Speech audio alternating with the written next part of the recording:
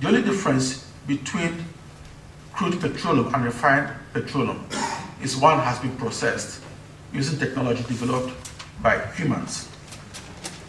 So what we have in a situation is, we also have a situation where Africa is exporting its scientists only to import technologists. So investing in education and knowledge will enable African nations to refine petroleum in Africa and also save and stem the loss of capital flight away from Africa.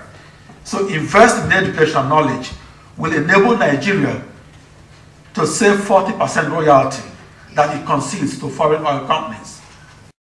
Africa has more natural resources than the West, but the West has more human resources than Africa. The wealth of the 21st century will be derived primarily from knowledge and information.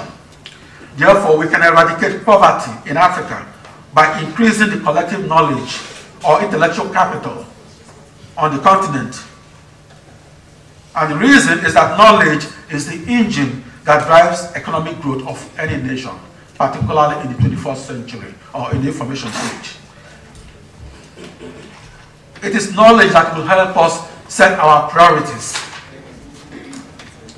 If you look at South Africa, for example, 1 in 4 South African adults is infected with HIV virus. Yet South Africa spends 10% of its budget on the military and only spend about 1% on AIDS cases. If we had our priority right, South Africa should be spending 10% on AIDS cases and 1% on the military. So Africa is a continent with enormous potential. Our ancestors possessed an indomitable spirit that enabled them to survive slavery, colonialism, and apartheid. And it is the spirit of the African people that gives me hope for the future.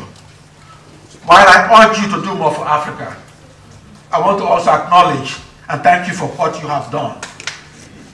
Okay, it is the diasporan Africans that remitted billions of dollars to their brothers and sisters at home. So on behalf of Africans in the motherland, I want to thank you for sending money to mom and dad. They need your help, and I know you will not relent in your efforts. My brothers and sisters, whether you're Jamaican or Afro-Brazilian or Black American or Black Breton, you are an African. When you look in the mirror, you will see that you have an African heritage and that we are from the same family. We need to know our history as well as understand how technology was used to disperse our ancestors into the diaspora. Technology can be both a tool for oppression and for liberation. 500 years ago, it was advances in transportation technology that made it possible to take away our ancestors from Africa, for them to make the journey through the Middle Passage to the New World.